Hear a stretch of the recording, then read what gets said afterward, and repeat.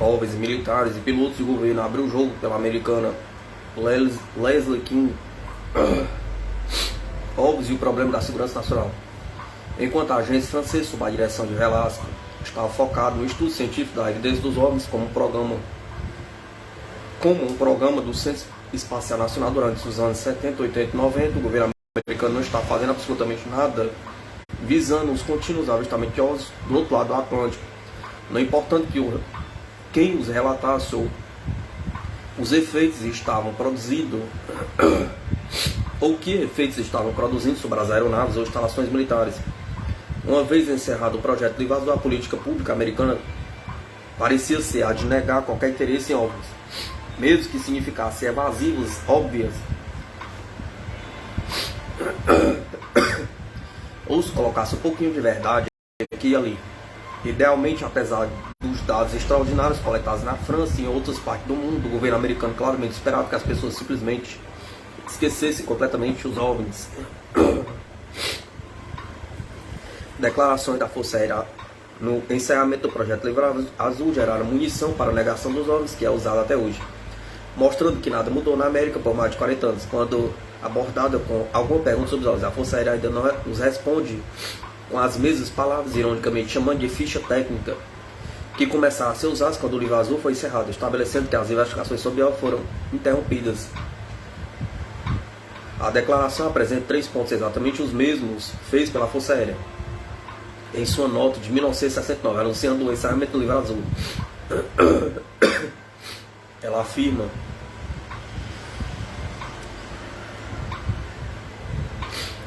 como faz hoje, que o governo americano não mais investigará os OVNIs pelas seguintes razões. Nenhum OVNI relatado, investigado e avaliado pela Força Aérea deu qualquer indicação de ameaça à segurança nacional. Não há nenhuma evidência submetida a ou descoberta pela Força Aérea de que os avistamentos categorizados como não identificados representam desenvolvimentos ou princípios tecnológicos, além do conhecimento científico dos dias atuais. Não há evidência indicando que os avistamentos categorizados como não identificados sejam veículos extraterrestres.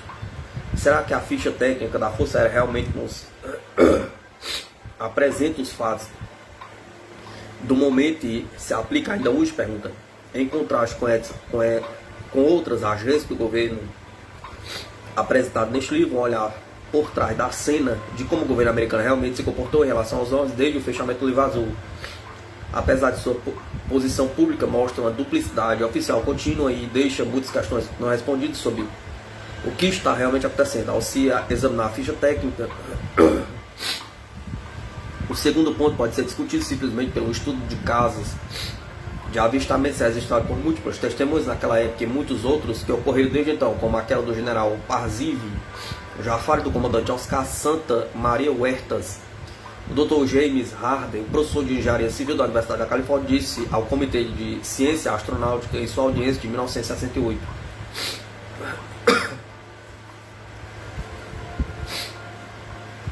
Com base nos dados e nas regras comuns de evidência, como as que serão aplicadas nos tribunais criminais, a realidade física dos OVNIs tem sido provada para além da dúvida razoável. Os OVNIs demonstraram segredos científicos que nós não conhecemos.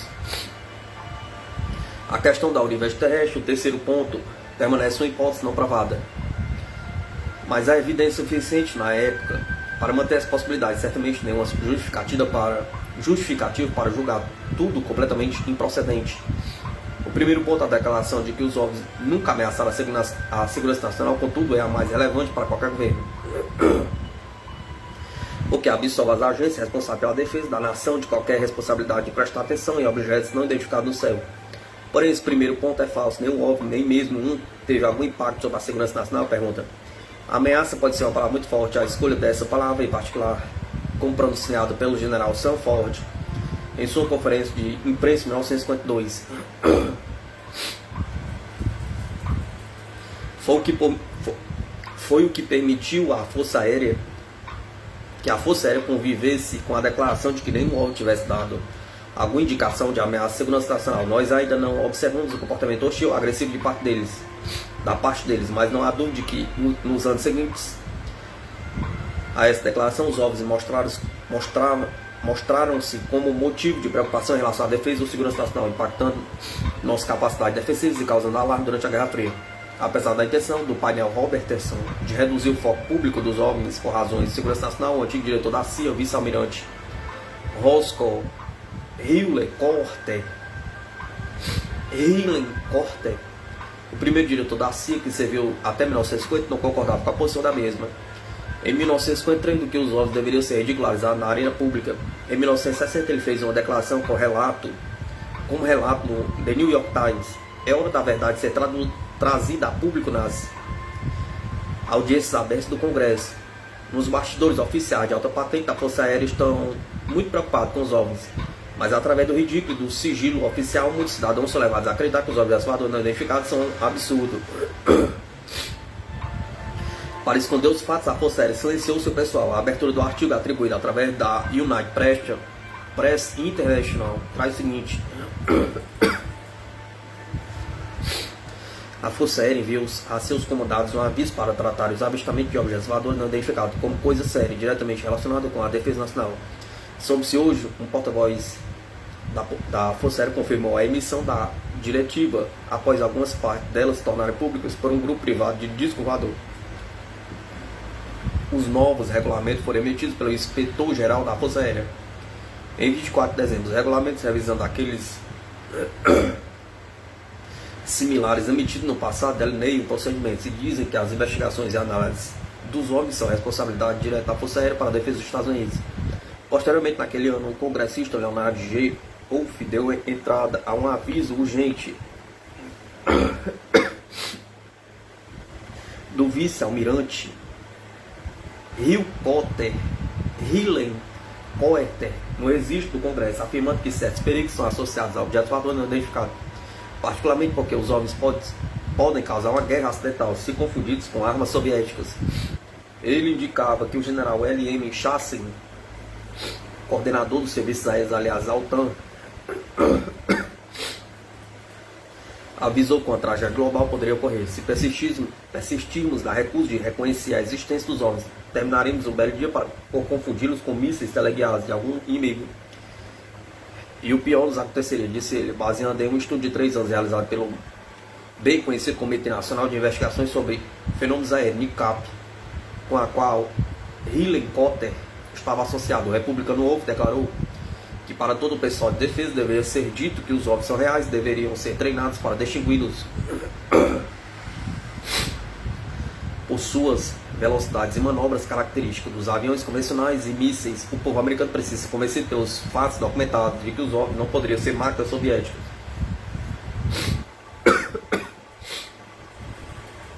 Mais tarde, um tipo diferente de preocupação com a segurança nacional foi registrado. Não envolvia os russos, mas a própria segurança de nossas bases militares. Exatamente 2 anos antes da Força Aérea dizer ao público que os OVNIs não eram uma ameaça à segurança nacional, ocorreu um evento com alguns antigos oficiais militares acreditam contradizer dramaticamente aquela conclusão.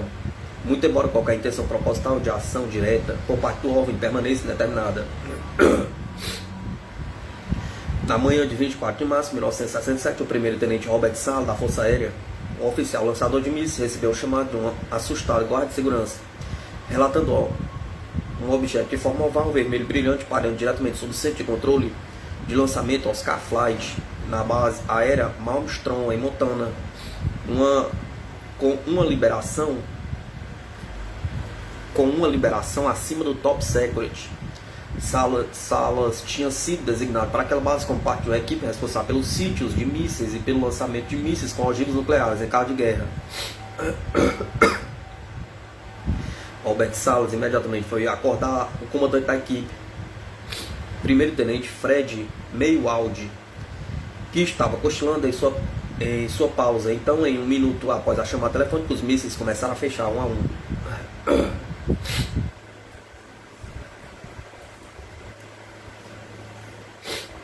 Eles entraram Eles entraram em um não ir enquanto o OVNI estava sobrevoando, disse Salas. Isso significa que eles foram desligados, não podiam ser lançados. Havia em Oscar Flight 10 mísseis. E Robert Salas lembra que todos ficaram inativos. Os mísseis estavam localizados de 8 a 16 km no centro de controle, onde o OVNI parava e estava a cerca de 1,6 km de distância um do outro, com fontes independentes de força. Uma semana antes na manhã de 16 de março de 1967, a cerca de 56 km de distância de Oscar Flight, OVNI tinha sido visto também as instalações de Echo Flight e todos os seus mísseis foram igualmente desligados. No total, 20 mísseis foram desabilitados no espaço de uma semana. O Telex, anteriormente confidencial, declara que todos os 10 mísseis em Echo Flight em Malmstrom perderam o início de alerta estratégico. Em 10 segundos, um do outro, o fato de não haver razão aparente para a perda de 10 mísseis pode ser realmente identificado como causa de grave preocupação neste quartel-general.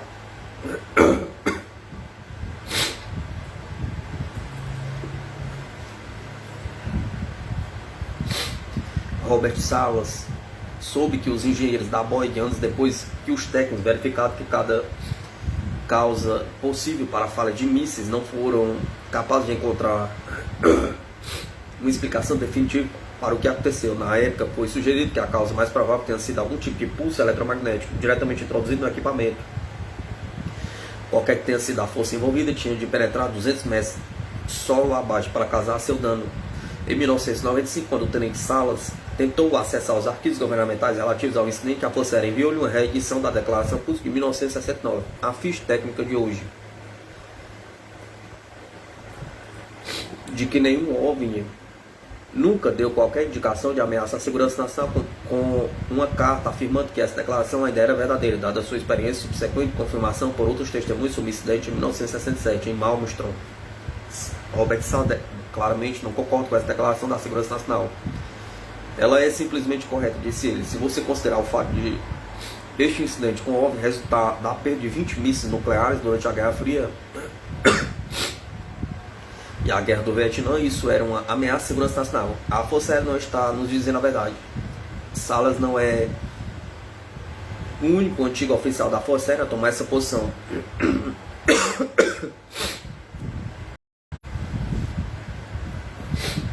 Outros, o pessoal dos mísseis, a polícia de segurança, os operadores de radar e os pilotos apresentaram-se com relatos similares.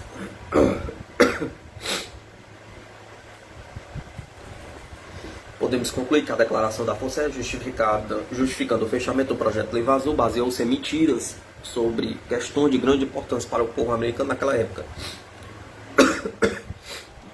A negação sobre o quadro-geral dos ovos era em si mesmo perigosa, não fazia sentido. Poderiam os militares americanos realmente decidir dar as costas para os ovos? Em 1969, quando avistamentos impactantes estavam ocorrendo nas bases aéreas, perguntou: parece inconcebível. Isso teria sido altamente irresponsável, uma violação do dever.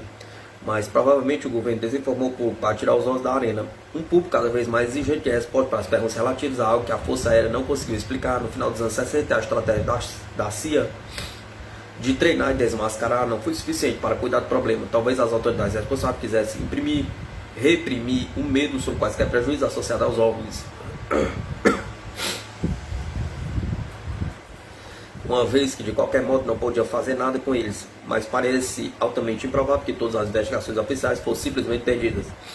Agora não temos mais que especular sobre essa questão, graças a um explosivo documento do governo, anteriormente secreto, posteriormente liberado através do ato de liberdade de informação, expedido secretamente 2 meses antes do anúncio da Força Aérea, em 1969, de que todas as investigações do governo sobre os seriam encerradas. Ele mostra que de fato os OVNIs eram considerados uma questão de segurança nacional e continuariam a ser tratados como tal. O memorando Bollinger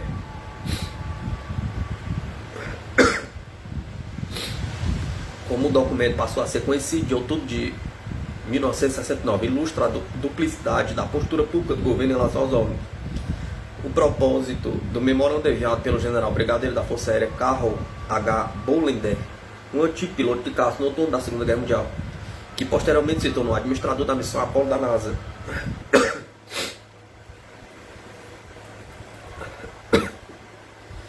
Onde está para terminar oficialmente o projeto Leva Azul, ao enviá-lo, Bolender fazia questão de que os regulamentos já estivessem prontos, através dos quais os relatos de objetos voadores não identificados que poderiam afetar a segurança nacional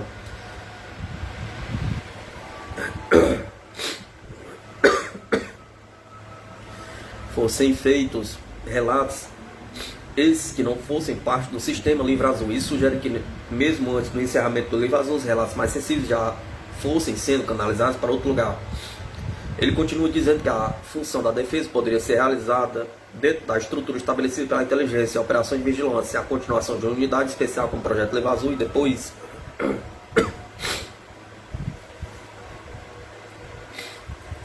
o encerramento do Projeto Livre Azul não deixará qualquer escritório federal oficial para receber relatos de OVNIs. Porém, como já estabelecido, os relatos de OVNIs que poderiam afetar a segurança nacional continuaram a ser controlados através dos procedimentos padrão da Força Aérea designados para este propósito. Presumivelmente, os departamentos da polícia locais responderiam aos relatos que caem dentro de suas responsabilidades. Em outras palavras, os militares realmente não precisavam do Livro Azul, que era simplesmente uma operação de relações públicas para continuar a lidar com os OVNIs. Em vez de ser um escrutínio público, podiam continuar as investigações de casos, dizendo às pessoas que nunca houvera uma indicação de ameaça à segurança nacional por parte de qualquer OVNI. 3 pontos importantes ficaram claros no memorando Bolender, desconhecido da maioria dos americanos e provavelmente da maioria dos oficiais militares e funcionários do governo naquela época, o que nos conta a verdadeira postura do governo. 1. Os OVNIs podem afetar a segurança nacional. 2. Uma função de defesa pode ser necessária na resposta dos OVNIs. 3. Relatos afetados à segurança nacional são tratados independentemente do projeto Leva Azul.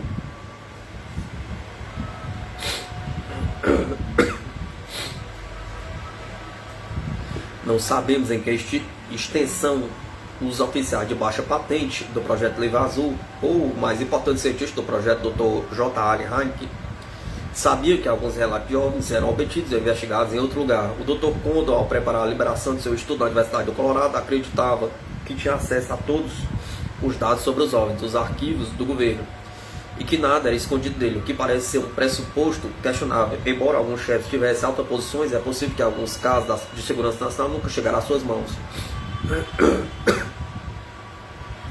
Depois que o Livro Azul foi fechado, sabemos que o governo americano continua a ter algum nível de envolvimento na investigação dos OVNIs através de uma série de agências. Apesar das afirmações em contrário feitas pelo governo, esse fato foi revelado em documentos oficiais liberados através do Ato de Liberdade de Informação.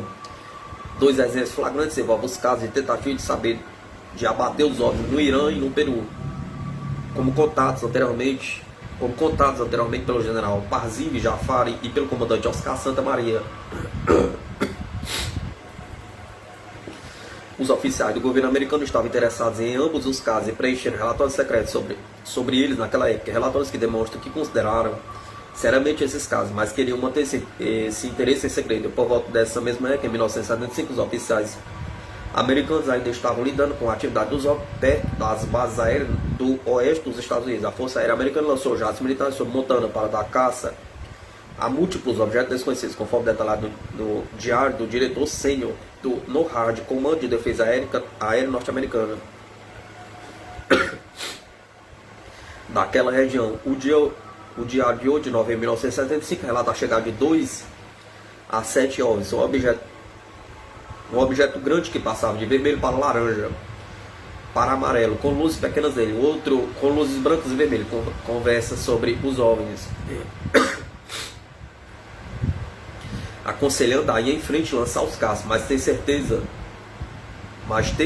em informar pilotos.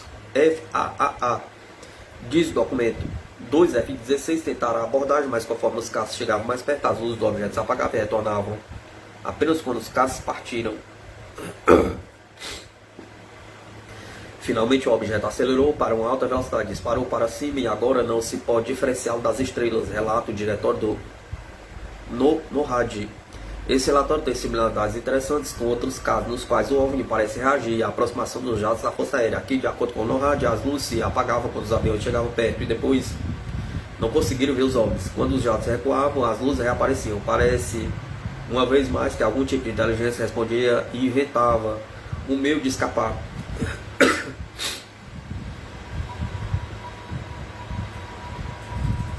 Os militares americanos relataram tudo isso entre eles mesmos, mas mantinham isso longe do povo americano. E havia mais. No dia seguinte, o diário registrava o avistamento de um objeto em forma de disco branco e laranja, o que resultou numa ordem para que uma equipe móvel de segurança fosse investigar. 2 mais foram vistos em 12 de novembro. Um parece estar enviando um raio de luz para o solo intermitentemente e depois desapareceu. Diferentemente dos relatos completos de perseguições de OVNIs por caças armadas tanto no Irã, no Peru e na Bélgica, os diários mais abreviados do NORAD não revelam a missão dos jatos lançados da Força Aérea Americana. Os pilotos teriam atirado nos OVNIs caso estivesse suficiente perto em posição de assim fazer? Pergunta. Será que não consideraram os objetos como uma ameaça potencial à segurança nacional? Pergunta. Que ações por parte dos objetos poderiam ter provocado a agressão da Força Aérea? Pergunta. Os relatórios do Departamento de Defesa afirmam que OVNIs foram perseguidos pelos caças da Força Aérea após o objeto ter planado sobre 3 instalações supersensíveis de lançamento de mísseis nucleares, também em 1973. De acordo com o Washington Post, uma fileira de sítios de lançamento de mísseis nucleares e bases de bombardeiros foram visitados por esquivos objetos não identificados em voo baixo. Relatou o Post. Os avistamentos foram registrados pelo radar sobre instalações em Montana, Michigan e Maine. Os objetos pairaram, em alguns casos, até 3 metros do solo. Em várias ocasiões, após a segurança da base ter sido penetrada, a Força Aérea enviou aviões de caça e aviões de comando aerotransportados para realizar uma perseguição infrutífera. Os registros não indicam se os caças atiraram nos intrusos, confirma o Washington Post.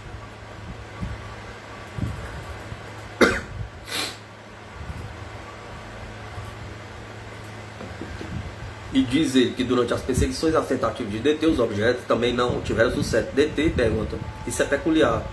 Mas os militares deteriam um deles, pergunta. A única maneira de deter tal aeronave seria fisicamente desabilitá-la ou abatê-la. A declaração do Washington Post sugere que a Força Aérea pode ter tentado fazer exatamente isso, mas não sabemos e não fomos capazes de descobrir. Sabemos muito, porém, sobre o que aconteceu em 1976, sobre Teherã e sobre um incidente em 1980 no Peru, parcialmente por causa do interesse do governo americano em ambos os casos, o que levou ao preenchimento de relatórios americanos e agências de inteligência. Pode-se assumir que os casos de Jafar e Santa Maria devem ter sido de particular interesse, não apenas por causa da ação militar realizada pelos pilotos contra os OVNIs, mas também porque eles realmente interagiram com eles. Em ambos os casos, houve uma interação recíproca de ação e resposta durante um grande período de tempo. Um tipo de comunicação entre um vulnerável e um avião pequeno e uma desconhecida máquina voadora altamente tecnológica. Nenhum dos pilotos sabia de onde ele era ou por que estava lá. Mas durante esse extenso combate, ambos foram capazes de observar bem de perto os objetos.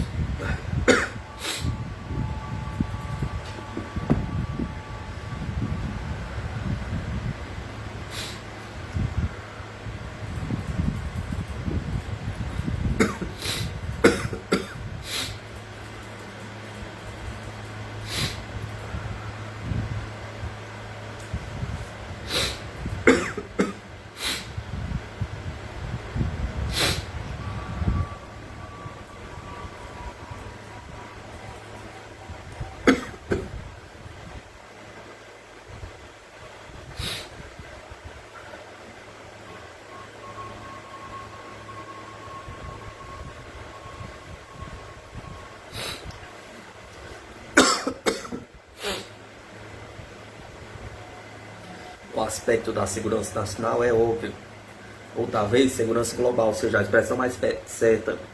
Em suas tentativas de abater os OVNIs, nenhum piloto obteve sucesso, mas por diferentes razões Santa Maria atirou no objeto. Na primeira vez em uma barreira de balas, com a barreira de balas que não tiveram absolutamente qualquer efeito, mas nas tentativas subsequentes o objeto subiu verticalmente a uma velocidade extremamente alta e evitou o fogo adicional. No caso de Jafar, os mecanismos de acionamento do míssil ficaram inertes, outras vezes que ele estava a ponto de lançar. Ambos os ovos demonstraram uma característica surpreendente, repentinamente escaparam.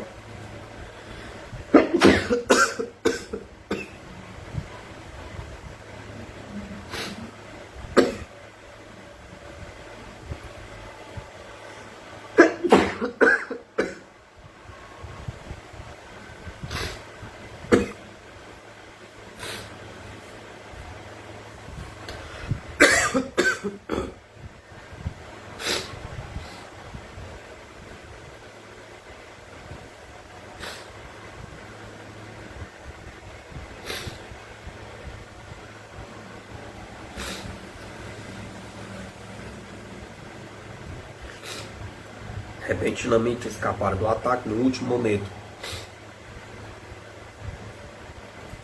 Exatamente quando os pilotos já tinham fixado o alvo e estavam prontos a atirar, como se de algum modo eles soubessem ou registrassem de alguma maneira quando os pilotos iam apertar o botão. Essas evasivas de último minuto parecem muito perfeitamente realizadas a tempo e foram repetidas inúmeras vezes para serem consideradas coincidências. Em ambos os casos, então, entre as melhores demonstrações registradas de algum tipo de controle inteligente por parte do homem, apesar da distância entre eles. Os objetos pareciam estar altamente focados nas ações dos casos com as quais estavam batalhando, e nenhum homem retaliou ou prejudicou os jatos, apesar das manobras agressivas destes. Por descer, admitir que o governo americano claramente tinha ficado interessado nesses eventos notáveis, apesar das informações contrárias, que ele estava. Os documentos fascinantes da Folha contam a verdadeira história.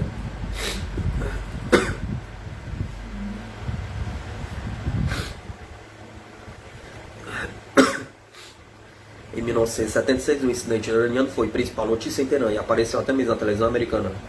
Como descrito anteriormente pelo general Jafar, o tenente-coronel Olin Moy da Força Aérea Americana compareceu à reunião no dia seguinte ao incidente, e foi ele quem escreveu um memorando de 3 páginas para o governo americano, titulado Avistamento de OVNI, que foi classificado como secreto e distribuído sob forma de teletipo da Agência de Inteligência e Defesa dos Estados Unidos para o secretário de Estado, para a CIA, para a Agência de Segurança Nacional, para a Casa Branca, para a Força Aérea, Exército e Marinha. Esse relato, altamente comum, conta em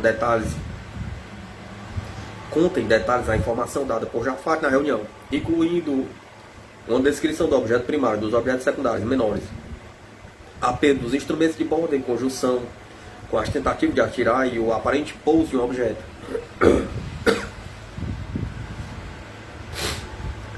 Mais significativamente foi a incrível avaliação da DIA, da descrição narrativa feita por Moy, escrito pelo Major Coronel Roland Evans em 12 de outubro de 1976. Ele declara que um relato surpreendente, este caso é um clássico que satisfaz todos os critérios necessários para um estudo válido dos fenômenos OVNI. O objeto foi visto por múltiplos testemunhos em diferentes localizações e de diferentes campos de visão.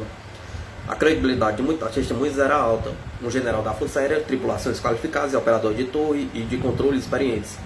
Avistamentos visuais confirmados por radar e efeitos eletromagnéticos semelhantes foram relatados por 3 aeronaves separadas.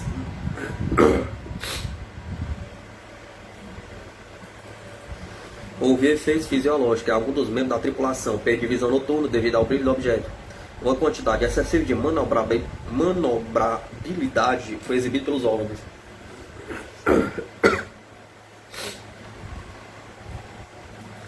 A avaliação indica que a confiabilidade da informação foi confirmada por outras fontes e seu valor era alto. Foi usado ou planejado para ser usada como inteligência atual. Essa informação de alto valor da inteligência de grande significado relativa a um marcante relatório de OVNI que justificou um estudo posterior do fenômeno foi arquivado como tal, apesar do governo americano não ter interesse nos OVNIs e da total rejeição dos avistamentos, seu padrão público repetido em muitos casos na América, apesar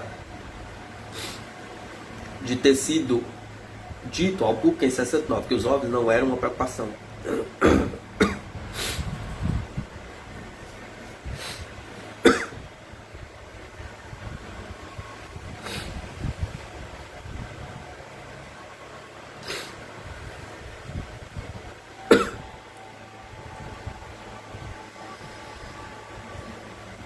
Quatro anos depois, nosso governo também preencheu um relatório sobre o incidente peruano envolvendo os caças Santa Maria, um relatório de informação, Departamento de Defesa, DOD, chefes conjunto do pessoal foi distribuído por quase tantas agências quanto o relatório do Irã. Intitulado OVNI Avistado no Peru, o documento de junho de 1980 foi preparado pelo coronel Norman H. Runge, que declarou que a fonte era um oficial da Força Aérea Peruana que observou o evento. A fonte foi considerada confiável no passado. Santa Maria não soube o nome desse oficial. Não foi entrevistado por qualquer americano. Claramente lembro que nenhum oficial americano esteve presente durante suas instruções. Éramos muito cuidadosos em relação a guardar nossos procedimentos e operações mais sensíveis, explicou ele, de sua casa no Peru, em uma das nossas entrevistas telefônicas. Infelizmente, o relatório do DOD fornece uma data errada do encontro peruano, 9 de março de 1980, em vez de 11 de abril. Santa Maria acredita que a informação foi distorcida e alguns dados foram imprecisos. Porque o relatório só foi preenchido 2 meses depois do incidente. Houve aparentemente atraso, pois a comunicação foi feita através de vários canais até chegar aos americanos. O documento relata que um OVNI foi observado sobre a base e o comando aéreo lançou um Su-22. A FAP, Força Aérea Peruana, tentou interceptar e destruir o OVNI, mas sem sucesso, declarou o documento. O piloto interceptou o veículo e atirou nele a uma distância muito curta, sem causar qualquer dano aparente. O piloto tentou passar sobre o veículo, mas o OVNI ultrapassou o Su-22. Acho interessante que o termo veículo não tenha sido empregado consistente alternadamente como OVNI. Em todo esse documento do governo americano, geralmente o termo objeto é a escolha oficial, deixando um espaço mais amplo para o excesso de explicações possíveis. Um veículo é algo construído para o propósito de transportar pessoas ou coisas.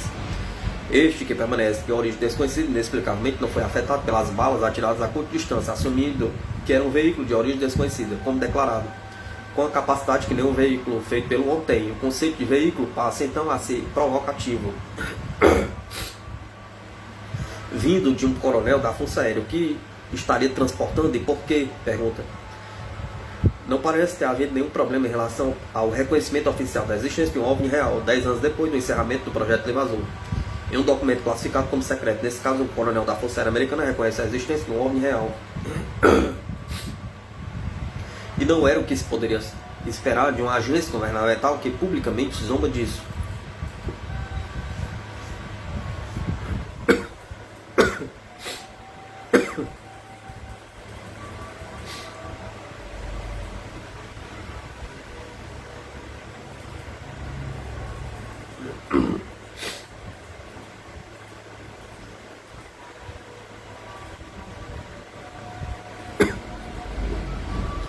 Por alguma razão, em décadas recentes, parece haver mais uma preferência oficial em investigar casos estrangeiros do que aqueles nacionais. Talvez haja um interesse particular em casos militares envolvendo o ataque a um OVNI ou uma caçada realizada por caças da Força Aérea, como os mostrados pelas autoridades do Irã, do Peru e da Bélgica. Ou é mais fácil para o nosso governo explorar casos estrangeiros sem notar e sem chamar atenção sobre um evento OVNI? Pergunta. Se isso fosse feito abertamente, as conclusões da Força Aérea emitidas naquela época do projeto Clima Azul e repetidas desde então teriam sido rescindidas. Obviamente, as consequências disso seriam algo que o Departamento de Defesa preferiria evitar. Contudo, enquanto tornavam secretos esse relatório, nossos oficiais estavam bem conscientes dos esforços de outros governos, os países nos quais eles buscavam informações para investigar adequadamente os avistamentos de OVNI feitos por militares. Nós nos beneficiamos com essas informações, mas certamente não seguimos o exemplo deles. Uma vez de contribuir de algum modo, os oficiais americanos parecem gostar de ficar saltitando mundo afora, verificando casos de outro lugar, ocasionalmente encontrando um que seja um clássico, que satisfaz todos os critérios necessários para o estudo válido do fenômeno OVNI. Como a avaliação do dia declarou, uma vez da Força Aérea Americana lidar abertamente com os eventos OVNI daqui, nosso governo vem teimosamente ignorando avistamentos não ambíguos que afetam a vida de milhares de americanos. Simultaneamente tem pronto um sistema de relatos de incidente com OVNIs dentro da estrutura estabelecida para operações de inteligência e vigilância, da qual não gosto de falar. Isso tudo é um pouco confuso, mas na medida que todos nós, cidadãos, somos afetados, as agências do governo ainda fornecem explicações sustentáveis para os eventos de OVNI nos Estados Unidos, ou ignoram completamente, mesmo quando encontros levantam questões de segurança da aviação e sim segurança nacional, apesar de sabermos que estão interessados em casos estrangeiros. Por quanto tempo as autoridades continuarão a sacudir a defeituosa ficha técnica da Força Aérea para justificar esse comportamento irresponsável? Pergunta.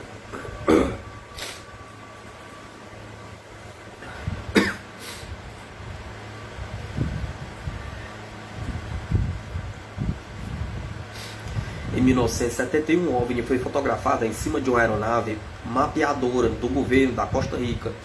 A análise científica extensa foi realizada sobre a imagem de um disco opaco sem qualquer meio visível de propulsão, como descrito no histórico relatório Cometa, coleção Bernard Touanel.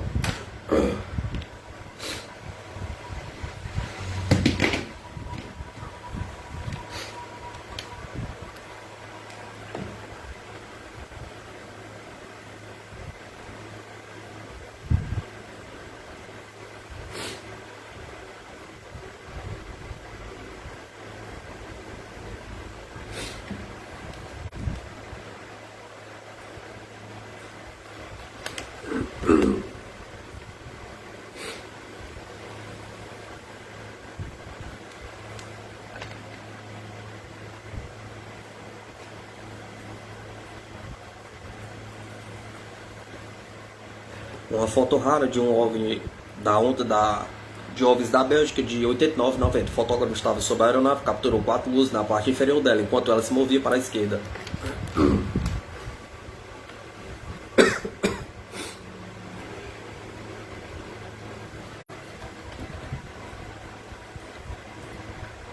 Quando foi ligeiramente superexposta, ficou visível um objeto de forma triangular, com um holofote em cada ponta e uma luz central.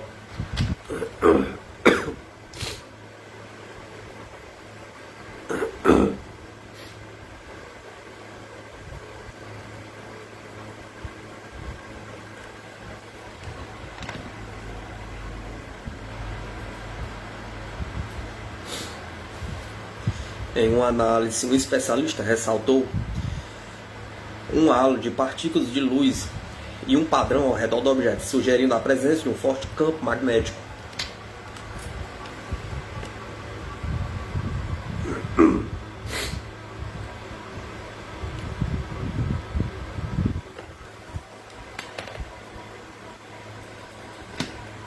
Tirada pelo fazendeiro Paul Trent com sua esposa em 1950, as clássicas fotografias de Martin Valley, no Oregon, estão entre as mais analisadas da história dos OVNIs. Os Trent eram testemunhas impecáveis e nenhuma fraude foi encontrada.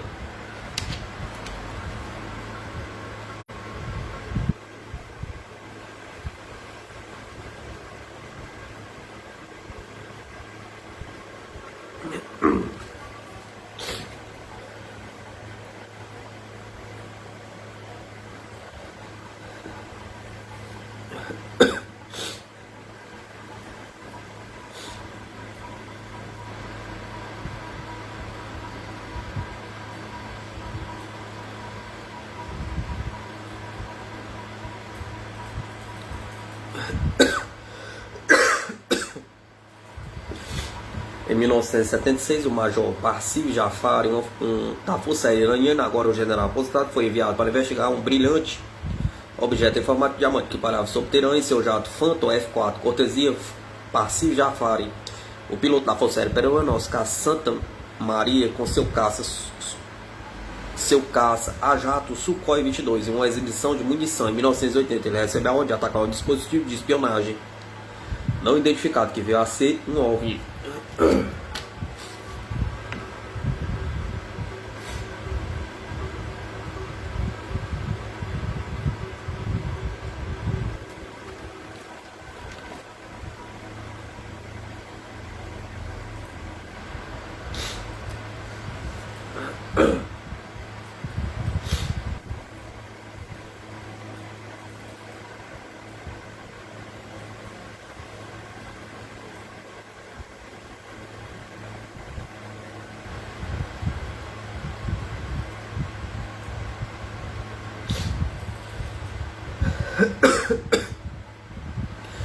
Major-General Denis Lett, aposentado da França, iniciou um estudo privado de alto nível de fenômeno OVNI completado em 1999. Eu o entrevistei em sua casa em 2008.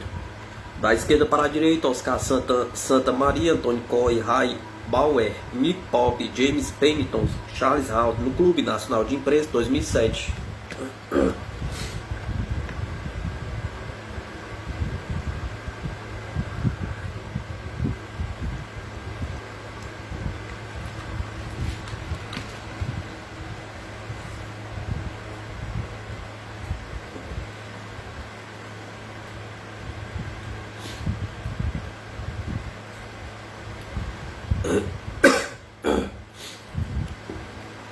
Major General Wilfred de Brouwer, aposentado, foi responsável pela investigação da Força Aérea Belga quando ocorreu a onda de OVNIs naquele país, que começou em 1989. O general brigadeiro de 4 estrelas José Carlos Pereira, chefe do Comando da Defesa do Espaço Aéreo Brasileiro em 1999-2001, manteve o acesso aos relatos de alto nível de OVNI de seu país.